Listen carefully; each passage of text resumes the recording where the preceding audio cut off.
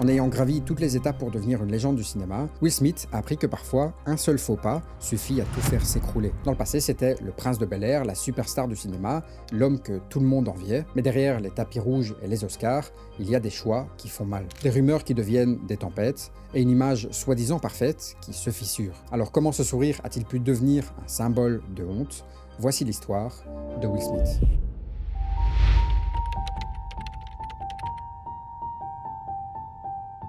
Notre histoire commence à Philadelphie, aux États-Unis. Né le 25 septembre 1968 dans le quartier tranquille de Winfield, Willard Carroll Smith, que le monde finira par connaître comme Will Smith, grandit dans une famille à la fois exigeante et aimante. Sa mère, Caroline Bright, est administratrice au conseil scolaire et son père, Willard Smith Sr., est vétéran de l'Air Force. Avec son frère et ses deux sœurs, Will découvre très tôt les notions de responsabilité, de rigueur, mais aussi d'ambition. En grandissant, Will se distingue déjà par son énergie débordante et son sens du spectacle. À 12 ans, il commence même à écrire ses propres textes de rap, et ce qui aurait pu être un simple passe-temps commence déjà à être une véritable passion. Jusqu'au jour où sa grand-mère tombe sur un carnet de ses textes remplis d'insultes et d'expressions un peu crues, mais sa grand-mère, elle, au lieu de le punir, elle va décider de lui écrire un petit mot qu'elle va laisser dans sa chambre. Les gens intelligents n'ont pas besoin de ce genre de mots pour s'exprimer. Montre au monde que tu es aussi intelligent que nous le pensons.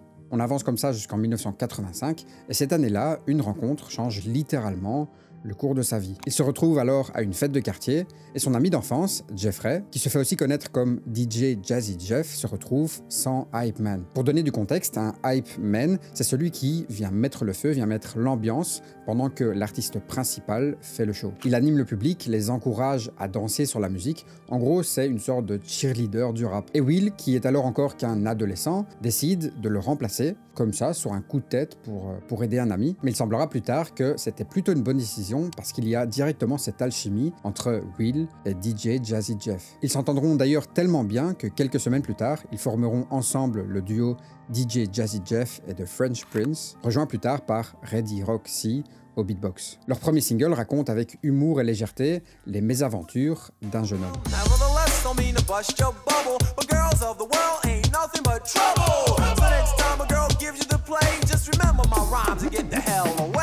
La chanson devient un succès local et annonce un style qui marquera toute une génération. Des raps narratifs, accessibles, positifs et sans vulgarité. Le succès arrive vite et leur premier album, Rock the House, sort en 1986. Quelques années plus tard, le groupe remporte même un Grammy Award dans la catégorie meilleure performance rap pour ce morceau.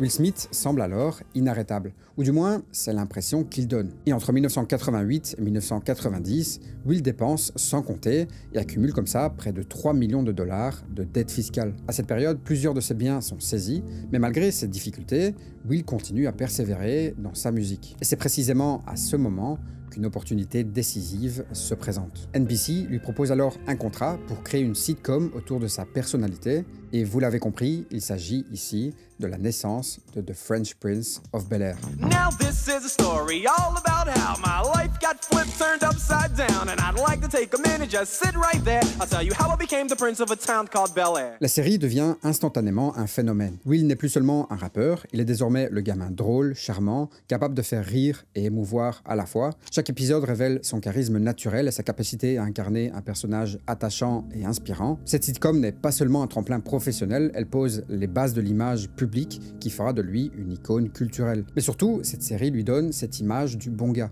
celui que tout le monde aimerait avoir comme pote. Du coup, après ça, son passage au cinéma est alors presque inévitable. Avec des premiers rôles dans 6 Degrees of Separation et Bad Boys, Will montre qu'il peut porter un film sur ses épaules. L'année suivante, il enchaîne avec Independence Day, un blockbuster mondial qui le propulse au rang de superstar. Ce rôle, qui est un mélange d'action, d'humour et d'émotion, fait de lui une valeur sûre pour Hollywood. Et en 1997, il atteint un nouveau sommet avec Men in Black. Dans ce film, Will incarne l'agent J, un ancien policier de New York recruté par l'agent K. Ensemble, ils font partie d'une organisation secrète qui surveille et régule la présence d'extraterrestres sur Terre. Et son duo avec Tommy Lee Jones le propulse dans une autre dimension. Mais pourtant, Will ne se contente pas du cinéma. Il continue sa carrière musicale avec le thème Men in Black, qui sera un carton dans plusieurs pays. Son album Big Willie Style sort la même année et devient aussi un énorme succès.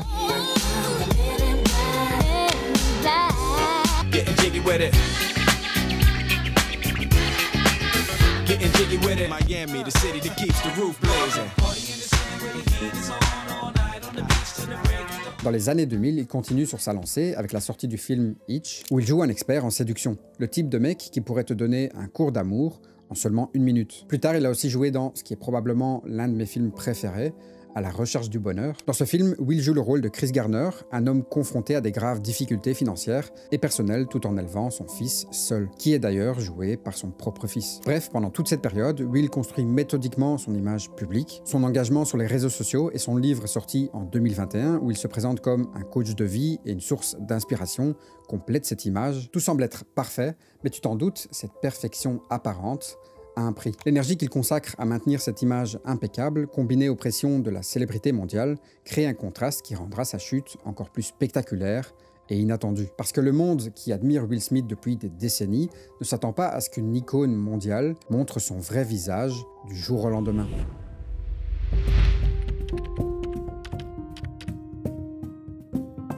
Si tout au long de sa carrière, Will Smith se montrait comme l'enfant de Philadelphie devenu superstar, derrière ce sourire éclatant et cette image de bon gars se cache une autre réalité.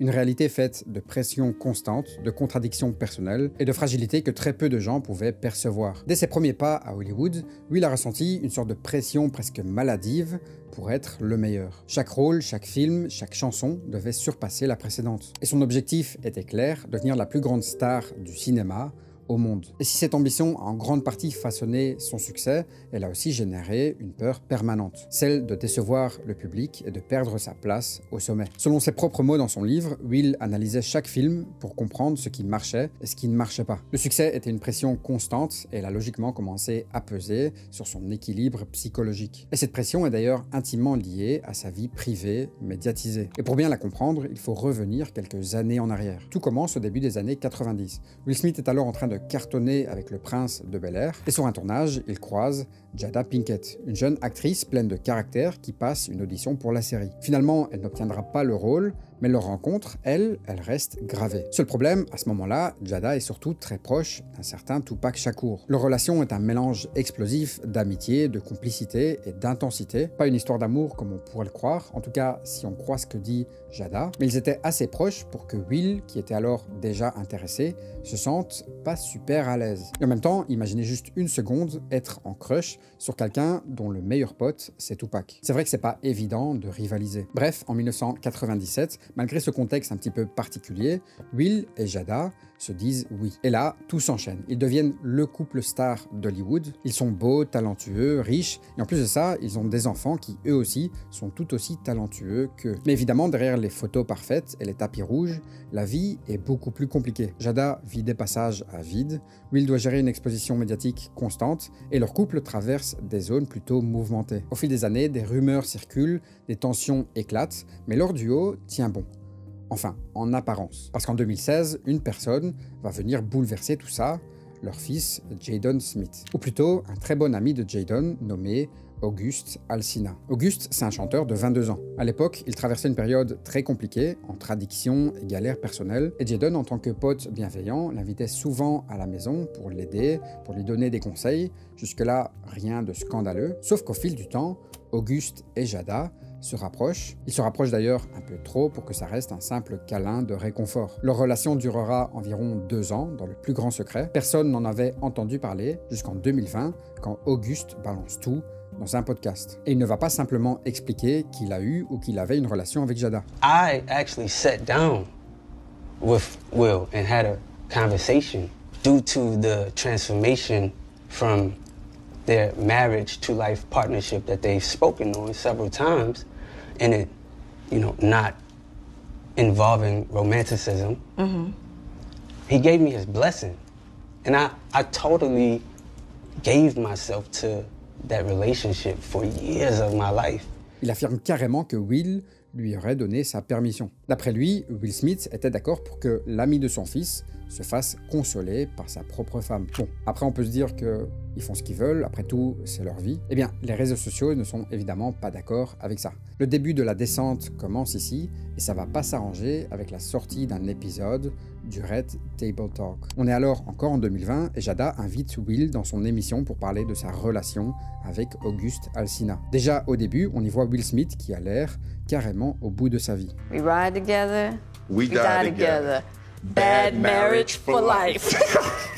Mais bon, à part ça, le couple explique quand même qu'ils étaient officiellement séparés depuis 2016 et que donc, il n'y a pas vraiment tromperie. Mais tu t'en doutes, le mal était fait et ça a suffi pour ruiner son aura de star. Mais le pire dans tout ça, c'est que Jada ne s'arrête pas là. Dans d'autres épisodes, elle révèle qu'elle n'avait même pas envie de se marier avec Will et qu'il a dû insister, voire forcer. Elle parle de Tupac, qui était son ami d'enfance, mais elle parle surtout d'un amour impossible. Will a d'ailleurs eu aucun problème à avouer qu'il était jaloux de Tupac.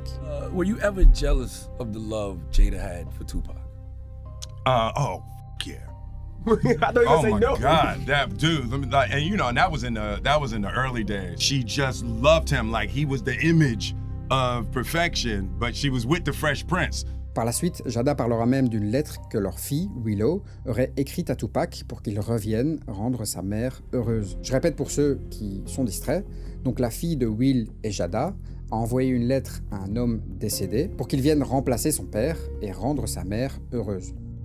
C'est complètement fou, et honnêtement, parfois je me demande pourquoi Jada fait tout ça. Qu'est-ce que Will a bien pu faire pour mériter d'être moqué par sa propre femme devant des millions de personnes? Bon, après on ne connaît peut-être pas tout sur leur relation, il y a probablement des détails auxquels on n'a pas accès, mais quoi qu'il en soit, chaque révélation est comme un coup de marteau sur l'image publique de Will. Lui qui s'est toujours présenté comme un type positif, drôle, inspirant, presque un coach de vie, révèle des émotions beaucoup moins positives, que ce soit de la jalousie, de l'insécurité ou de la colère. Et le plus ironique dans tout ça, c'est que même ses succès deviennent une source de stress. Au lieu de savourer, Will se met la pression, comme s'il devait constamment prouver qu'il mérite son statut. Il n'était plus seulement une star sous les projecteurs, il était devenu un homme qui était pris dans un rôle qu'il devait constamment jouer. Le sourire parfait, le mari modèle, le père inspirant, le coach motivant, et plus il s'efforçait de tenir ce masque, plus les fissures à l'intérieur s'agrandissaient. Résultat, quand on regarde sa trajectoire, on voit deux histoires parallèles. Celle de Will Smith, superstar mondial, icône, cool et inspirante, et celle d'un homme qui, derrière la lumière, mène un combat quotidien avec ses propres démons. Et laissez-moi vous dire que c'est loin d'être terminé. Parce qu'en 2022, les démons de Will vont frapper fort. Littéralement.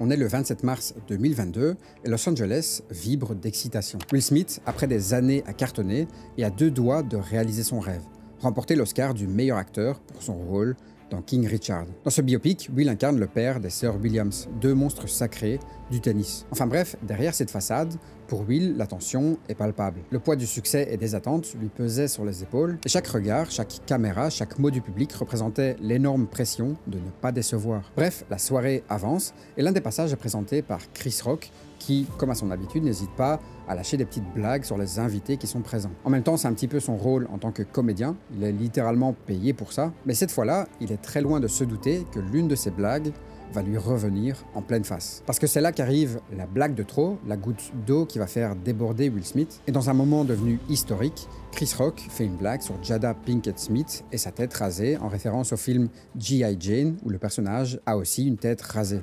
Jada, I love you. G.I. Jane 2, can't wait to see it. All right?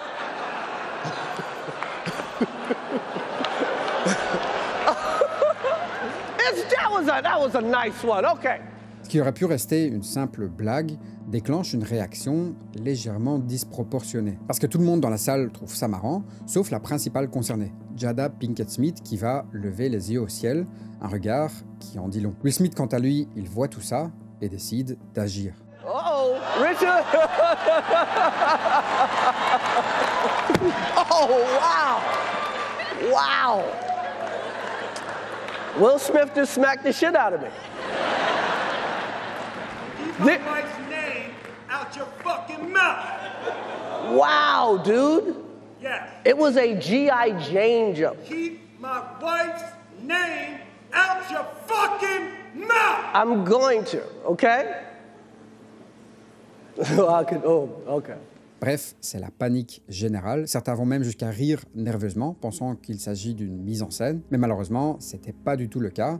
La blague avait vraiment touché une corde sensible. Parce qu'il faut savoir que Jada avait été diagnostiquée avec de l'alopécie en 2018. Et en gros, c'est quand ton système immunitaire se trompe de cible et décide d'attaquer tes propres cheveux, créant des petites parties chauves sur la tête. Ton corps devient alors littéralement ton pire ennemi et accessoirement ton pire coiffeur, même si, personnellement, j'aime plutôt bien cette coupe de cheveux. Mais bon, évidemment, c'est pas toujours le genre de choses qui fait rire tous ceux qui en souffrent. Donc forcément, le choix de se raser la tête reflétait bien son parcours personnel difficile. Un parcours que Will a défendu avec une impulsion violente pendant la cérémonie. Et on peut dire que malgré ce gros malaise, la soirée a continué, comme si de rien n'était. Un contraste franchement bizarre. D'ailleurs, quelques minutes plus tard, Will monte sur scène pour recevoir son Oscar du meilleur acteur. Now, I know to do what we do, you got to be able to take abuse. You got to be able to have people talk crazy about you. In this business, you got to be able to have people disrespecting you. And you got to smile and you got to pretend like that's okay. I want to apologize to the Academy. I want to apologize to all my fellow nominees. Et donc malgré ces excuses pendant la remise des prix, le mal était fait. Les 72 heures suivantes transforment la gifle en phénomène mondial. Les réseaux sociaux s'enflamment et tout le monde a un avis à donner. Au milieu de tout ce chaos, Will finit par poster un message sur Insta avec des excuses officielles, tout bien poli comme il faut. Il reconnaît avoir privé les autres nominés de leur moment et exprime sa tristesse. Mais bon, ces deuxièmes excuses ne changent pas grand-chose parce que l'Académie des Oscars va elle aussi prendre position. Parce que quelques jours plus tard, l'Académie annonce une sanction historique. Will Smith est interdit de participer aux Oscars et événements associés pendant 10 ans. Et là, tu t'en doutes, c'est la douche froide pour Will. Parce qu'après ça, Hollywood lui claque un petit peu la porte au nez. Il se retrouve blacklisté et plusieurs de ses projets tombent à l'eau. Le film Emancipation, un projet ambitieux où Will incarnait un esclave en quête de liberté, connaît un lancement difficile avec une performance commerciale très décevante. Et ensuite, Bad Boys 4, attendu par des millions de fans, est repoussé le temps que les studios évaluent le risque commercial. Et heureusement, à sa sortie, Bad Boys 4 remet un petit peu toute cette histoire à l'endroit. En même temps, les fans étaient surtout fans du duo, pas uniquement de Will. D'ailleurs, personnellement, je trouve que pour la première fois, il se fait un petit peu éclipser par Martin Lawrence. Pendant les 3 années qui vont suivre, Will va disparaître presque totalement. Et en 2025, il tente un comeback qui, honnêtement, fait un petit peu mal au cœur. Parce qu'il revient alors avec un projet musical appelé Based on a True Story. Et pour annoncer ce retour, il sort le single Pretty Girls. I like pretty girls. I love pretty girls. Le clip fait beaucoup parler, mais pas pour de bonnes raisons. Voir un homme de 56 ans chanter qu'il aime les jolies filles dans un clip où il raconte sa psychanalyse personnelle, forcément ça fait froncer les sourcils. Les critiques vont pleuvoir, les parodies se multiplient, et Will, malgré ses efforts, devient un petit peu malgré lui la star du hate-watching. Le hate-watching, c'est comme quand tu regardes une série ou un film que tu sais que tu trouves nul, mais tu la regardes quand même pour pouvoir la critiquer. Et ce n'est pas fini. Will enchaîne les concerts improvisés, les freestyles dans les radios, les collabs TikTok, mais à chaque apparition, le public le ridiculise. C'est assez triste à voir parce qu'on sent qu'il essaie de retrouver cette magie qu'il avait dans les années 90, de prouver qu'il est toujours le Will Smith qu'on adorait, mais pour beaucoup, ça sonne faux. Et à cause de ces dernières années, son héritage et sa crédibilité en ont pris un sacré coup. Les générations actuelles, celles qui ne l'ont pas connu à son prime, le voient surtout comme le gars de la gifle ou le vieux qui veut faire jeune. Et forcément, une question finit par flotter dans l'air. Après une telle chute, est-ce qu'il mérite une seconde chance ?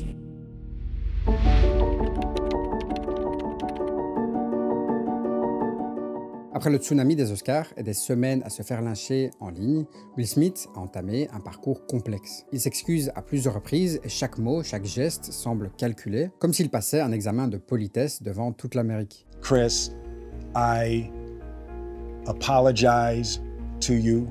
My behavior was unacceptable and I'm here whenever you're ready to talk. Certains se demandent parfois s'il est vraiment sincère ou est-ce que c'est simplement son plan de communication. Et en vrai, c'est peut-être un peu des deux. Mais quoi qu'il en soit, il n'arrêtait pas de répéter qu'il regrettait et qu'il mesurait la gravité de son geste. Et c'est ici qu'on peut se poser la question de savoir si Will Smith peut redevenir l'homme que l'Amérique aimait, ce sourire solaire, cette icône inspirante et accessible, ou est-ce qu'il restera à jamais défini par ses erreurs et connu comme l'homme qui a pété les plombs aux Oscars.